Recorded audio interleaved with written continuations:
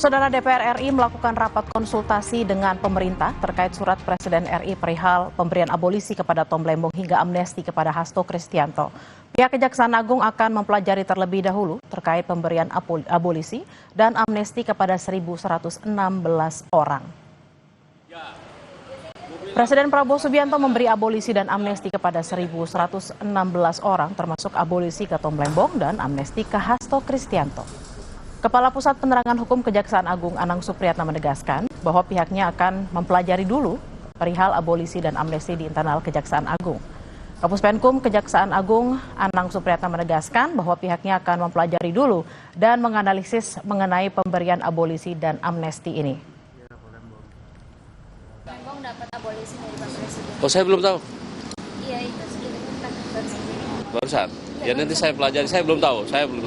Saya baru tahu dari Anda loh. Berarti artinya ketika seorang dapat abolisi, berarti efek hukumnya bagaimana sih Pak? Sementara yang saya tahu kan baru bahwa kita sama-sama sudah menyatakan upaya hukum banding. Kita berfokus kepada apabila itu ada seperti itu kebijakan, nanti kita pelajari dulu seperti apa. Pelajari dulu, nanti kan ada masukan dari tim JPU-nya. Saudara Menteri Perdagangan era Presiden Jokowi Thomas Trikasih Lembong dan Sekjen PD Perjuangan Hasto Kristianto mendapat pengampunan hukum.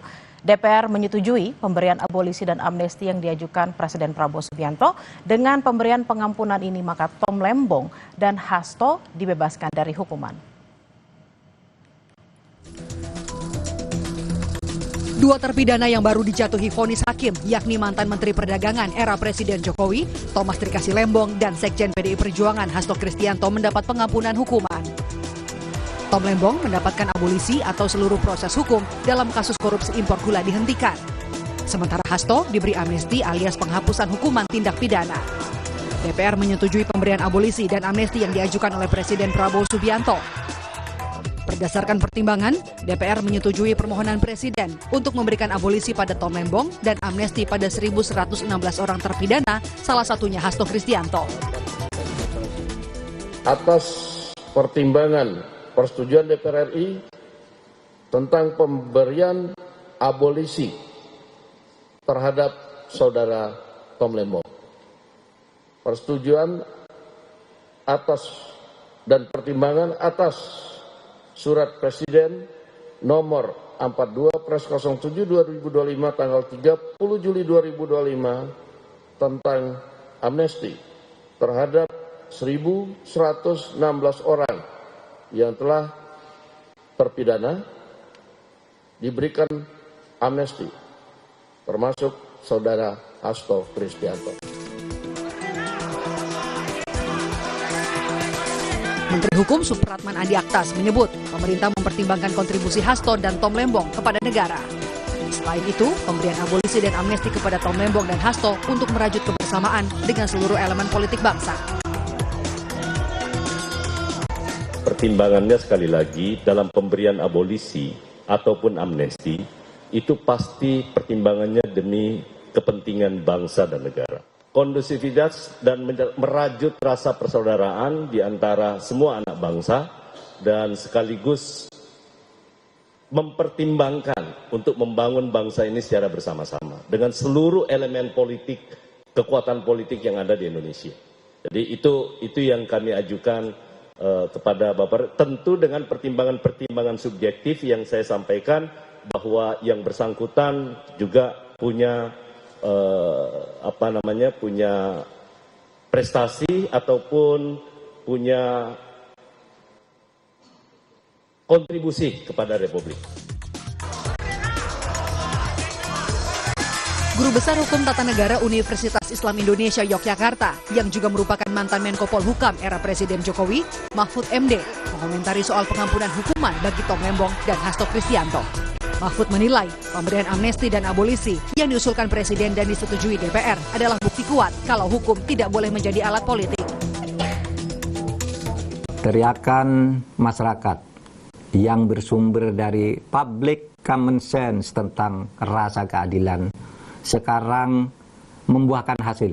Saudara Hasto Kristianto dan saudara Tom Lembong yang keduanya telah divonis dijatuhi hukuman penjara oleh pengadilan negeri, sekarang mendapat amnesti dan abolisi, yang artinya keduanya nanti harus dibebaskan. Ini bisa dilihat dari pengumuman atau jumpa pers yang dilakukan oleh Wakil Ketua DPR, Pak Dasko Ahmad, yang menyatakan DPR sudah setuju atas usul Presiden melalui dua surat, yaitu surat untuk 1.116 orang diberi amnesti dan satu orang, yaitu Tom Lembong, diberi abolisi. Saudara Hasto termasuk yang diberi amnesti. Tapi yang terpenting sekarang, jeritan hati nurani masyarakat agar hukum tidak dijadikan alat politik. Agar hukum itu ditegakkan hukum sebagai hukum, bukan karena pesanan politik. Sekarang memberi harapan baru kepada kita bahwa hukum akan mulai ditegakkan dan mudah-mudahan ini akan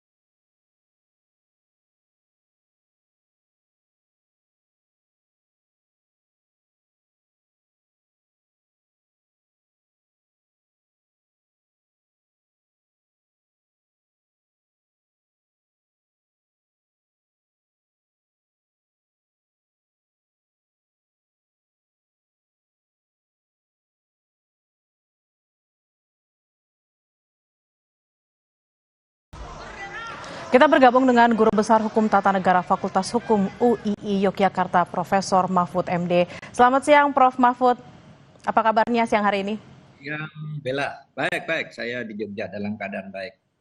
Puji Tuhan, Alhamdulillah. Prof. Mahfud, apa tanggapan Anda soal penghapusan hukum bagi Tom Lembong, soal aturannya dan juga timing yang diberikan pasca vonis? Karena ada juga yang berpendapat bahwa abolisi harusnya diberikan setelah harus diberikan ketika pengadilan sedang dalam tahap penyidikan atau tahap penuntutan, bukan setelah diputus pengadilan. Bagaimana pendapat Anda, Prof? Ya, pertama kalau kesan saya merasa sangat gembira ya. Di malam juga tidur dengan nyaman, tidak terhantui oleh pikiran-pikiran lain yang yang agak buruk, tapi semuanya menjadi manis rasanya. Jadi benar nih yang dilakukan oleh Bapak Presiden, karena proses pengadilan terhadap Tom Lembong dan Hasto itu kan jelas sekali sangat politis, bukan hukum gitu. Dan nampaknya dipaksakan untuk keduanya. Dan oleh sebab itu, lepas dari soal definisi, kalau definisi ada yang mengatakan seharusnya diberikan dalam penuntutan, sebelum vonis dan sebagainya. Itu teorinya begitu. Bahkan teori tentang amnesti dan abolisi itu di Indonesia sudah lama tidak menganut teori, tapi menganut praktek yang berlaku yang tidak sama dengan definisi yang tadi kata Mbak Bella itu tidak benar. Seharusnya saat dituntut sebelum divonis itu enggak. Amnesti itu aturannya sebenarnya teori dasarnya adalah satu pemberian pengampunan sebelum diproses pengadilan. Amnesti. Kalau abolisi ketika sedang diproses. Nah, tetapi dalam praktek di Indonesia amnesti itu, terutama sejak zaman Pak Habibie, dulu orang sudah divonis, sudah lama di penjara pun diberi amnesti, seperti Bintang Pamungkas, gitu, Muchtar Pak Pahan, gitu. Dan oleh sebab itu tidak perlu diperdebatkan lah soal definisi-definisi itu. Yang Anda kutip tadi dari Kamus Umum tentang arti amnesti dan arti abolisi itu benar, tetapi juga tidak dilanggar sama sekali oleh keputusan Presiden untuk memberi amnesti dan abolisi ini.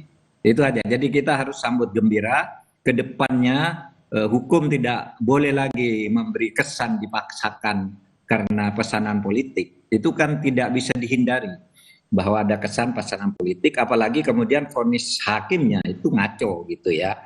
Terasa sekali bahwa itu didikte oleh kekuatan politik di luar independensi dirinya. Itu yang terjadi misalnya pada vonis Tom Lembong maupun pada Hasto.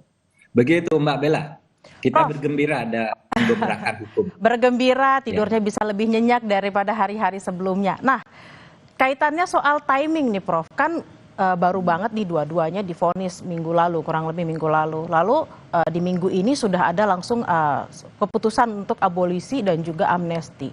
Bagaimana Prof melihat bahwa ada timing yang cukup singkat di balik keputusan ini? Ya tidak apa-apa, kan memang kan Presiden tidak harus menunggu misalnya waktu tertentu yang ditentukan oleh undang-undang. Misalnya harus sekian hari sesudah vonis baru boleh gitu. Bahkan kalau untuk abolisi itu maupun amnesti sebelum diadili atau ketika dalam proses Presiden bisa turun tangan. Dan itu ada undang-undangnya. Bahwa timingnya sekarang dilakukan hanya seminggu sesudah vonis atau 2 minggu sesudah vonis untuk Tom Lembong, ya tidak apa-apa. Presiden melihat eskalasi keresahan publik, terutama para pejuang-pejuang penegakan hukum itu semakin hari semakin banyak. Sampai kemarin siang saya masih dihubungi oleh beberapa orang untuk menandatangani amicus curiae untuk naik bandingnya saudara Tom Lembong. Saya katakan oke, saya ikut meskipun saya selama ini tidak punya reputasi atau catatan sekalipun membela kasus orang dihukum karena korupsi, tapi kali ini karena sudah keterlaluan saya ikut membela Tom Lembong dan juga ikut membela Hasto gitu. Karena sudah sangat politis sejak awal ini semua gitu. Berarti Prof Mahfud memang melihat kasusnya Tom Lembong dapat pengampunannya, Anda merespon bahwa hukum memang tidak boleh jadi alat politik. Berarti sisi politisnya sejak awal kasus ini Prof Mahfud merasa memang sangat kuat gitu ya? Sangat kuat. Yang untuk Tom Lembong misalnya, dia kan sudah aman selama beberapa tahun, lalu terasa ada konflik misalnya dengan salah satu tokoh politik, lalu kemudian dia tiba-tiba jadi tersangka. Politisnya lagi, dia ini melakukan pada satu waktu yang kemudian disusul oleh menteri-menteri sesudahnya sampai sekarang melakukan hal yang sama, tidak diapa-apakan. Politisnya lagi ternyata terbukti kemudian yang dilakukan oleh Tom Lembong itu bukan salah karena itu atas perintah atasan gitu, tidak ada mens rea sama sekali, sehingga wah ini jelas ini sangat politis, hukumannya dipaksakan. Sama dengan Hasto, itu politisnya apa? Kasus yang dituduhkan pada Hasto sekarang ini unsur-unsurnya sama persis sudah ada sejak tahun 2020. Kenapa baru diungkap sekarang? Sesudah terjadi pergantian kepemimpinan dan sudah terjadi konflik antara misalnya PDIP dan Pak Jokowi. Dan kenapa kok sehari sesudah KPK dilatih langsung ditetapkan tersangka? Gitu. Padahal sebelumnya sudah ramai, ada dorongan-dorongan agar KPK segera mentersangkakan Hasto, tapi KPK yang sebelumnya tidak mau terburu-buru, itu apalagi itu isunya lebih politik, begitu muncul KPK baru langsung tersangkakan hanya sehari sesudah itu. Itu jelas sangat politis, melukai rasa keadilan gitu ya. Apalagi kemudian kasus yang jauh lebih besar dari Hasto yang jelas menggarong uang negara, triliunan, ratusan miliar, itu sesudah dilaporkan tidak diapa-apakan. Sementara si Hasto ini sudah lama kasusnya dan cuma kayak gitu juga dulu dilindungi kelihatannya. Nah sekarang malah dijongkrokkan ke dalam satu situasi yang tidak bagus gitu. Nah oleh sebab itu ya kita bela Hasto bukan karena Hastonya, tapi ini demi penegakan hukum yang fair. Dan Presiden sekarang sudah turun tangan dengan cukup baik dalam kasus ini. Mudah-mudahan ini juga bisa dilakukan untuk mendorong diajukannya kasus-kasus yang memang harus diajukan menurut hukum. Memenuhi syarat menurut hukum untuk diajukan ke pengadilan dan mencegah orang dikriminalisasi atau dipolitisasi seperti yang terjadi pada Lembong dan Hasto ini.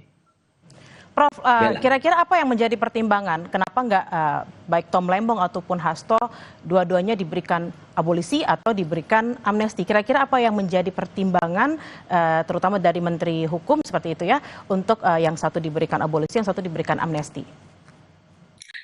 Saya juga masih menunggu karena kalau amnesti itu kan teorinya diberikan kepada orang sebelum diadili. Tapi dalam prakteknya itu Pak Habibie memulai kepada orang yang sudah dihukum pun diberi amnesti namanya.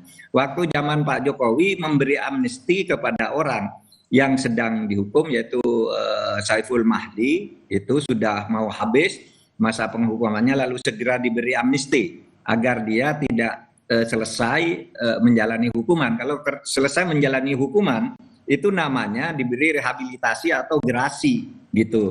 Nah kalau amnesti itu sebelumnya. Nah ini diartikan oleh pemerintah sejak zaman Pak Habibie itu, sejak zaman Pak Jokowi, sejak zaman Pak SBY diartikan sebelum inkrah, bukan sebelum diadili atau sedang proses diadili. Nah dalam hal ini kasus Tom Lembong dan Hasto ini saya juga belum tahu apa bedanya sih, kan sudah sama-sama vonis, sudah sama-sama diadili. Nanti kita lihat saja bunyi kepresnya apa. Kan untuk masing-masing itu kan pasti ada alasannya gitu. Dan yang untuk Hasto ini kan banyak memang. Amnesti kan biasanya kolektif ya. Kalau abolisi itu personal, pribadi kepada orang. Kalau kolektif itu misalnya pengikut pemberontakan Kahar Musakar yang pimpinannya udah dieksekusi, maka pengikutnya tidak akan diadili, turun masuk ke pangkuan Republik. Itu kolektif, banyak sekali. Sama dengan PRRI dulu, pimpinannya kamu turun dari hutan-hutan kembali ke kota, mari membangun Republik, kamu tidak akan diadili. Itu namanya amnesti sebelum diadili. Tapi sekarang dalam praktek hukum sudah berubah, tidak apa-apa. Substansinya yang dilakukan oleh Pak Presiden ini menurut saya sangat tepat dalam situasi politik seperti sekarang ini, ketika politik sedang mau menjadi panglima ke arah yang lebih anarkis di tingkat masyarakat dan menjadi agak elitis di tingkat pemerintahan. Nah, langkah yang dilakukan oleh Pak Prabowo ini salah satu kunci untuk menuju perbaikan. Oke, Begitu, Prof. Bella. Lalu Prof kan sudah diberikan, Presiden sudah meminta izin ke DPR sudah memberikan persetujuan. Lalu setelah ini apalagi prosesnya, Prof? Tinggal kepres. Kalau pengalaman saya dulu waktu memberi amnesti pada Saiful Mahdi di Aceh, dia itu dulu dihukum karena mengkritik fakultasnya melalui medsos gitu, bahwa medsosnya tidak benar gini, lalu dia diadili memfitnah, kemudian dihukum. Kira-kira kurang seminggu sebelum dihukum, kita mintakan amnesti agar hukuman itu dianggap tidak ada. Karena kalau seminggu sesudah itu dia lepas hukuman, berarti dia tidak bisa amnesti. Yang dia bisa minta adalah rehabilitasi atau gerasi gitu. Nah kalau gerasi itu harus mengaku bersalah. Oleh sebab itu waktu itu kita kejar gitu. Nah jadi tidak ada masalah Mbak Bella. Ini tinggal implementasinya nanti kita lihat kepresnya. Karena kalau memberi amnesti dan abolisi menurut pasal 14 ayat 2 Undang-Undang Dasar itu memang minta pertimbangan DPR. Tadi ada yang menyebut-nyebut bagaimana Mahkamah Agung, bagaimana Jaksa Agung. Tidak perlu. Kalau amnesti dan abolisi tidak perlu pertimbangan Mahkamah Agung. Kalau gerasi dan rehabilitasi baru minta pertimbangan Mahkamah Agung. Kalau Presiden itu secara internal biasanya paling manggil Jaksa Agung, Menteri Hukum dan HAM ditambah Kapolri. Gimana ini gini, saya buat ini, cuma itu lalu disampaikan ke DPR. Tapi itu tidak ada sebenarnya keharusan ditempuh menurut konstitusi minta pertimbangan ke Jaksa Agung atau polisi, tapi di internal kepresidenan sendiri biasanya manggil menteri-menteri dan Jaksa Agung dan Kapolri biasanya. Gitu, Bella. Prof, ini juga ada obrolan, ada perbincangan, terutama mungkin di media sosial dan mungkin juga di masyarakat kita ya. Bagaimana dengan rasa keadilan terhadap orang-orang yang juga mungkin ya terkena kasus-kasus yang dianggap politis, tapi karena dia tidak high profile, lalu dia tidak mendapatkan rasa keadilan. Bagaimana Prof memandang hal ini? Nah itu tugas kita, tugas masyarakat ya untuk terutama para pejuang hukum dan itu sebenarnya banyak kok yang tidak high profile itu. Seperti yang saya sebut Saiful Mahdi yang di Aceh itu. Siapa yang tahu dia tiba-tiba sudah dihukum, sudah hampir selesai hukumannya padahal tidak salah. Gitu. Kita turun. Asal masyarakat berbicara. Sama juga dengan Nur Hayati yang di Cirebon itu, di Jawa Barat itu. Kan gitu, dia ditersangkakan padahal dia tidak melakukan apa-apa. Dia bukan siapa-siapa, dia hanya bendahara seorang lurah.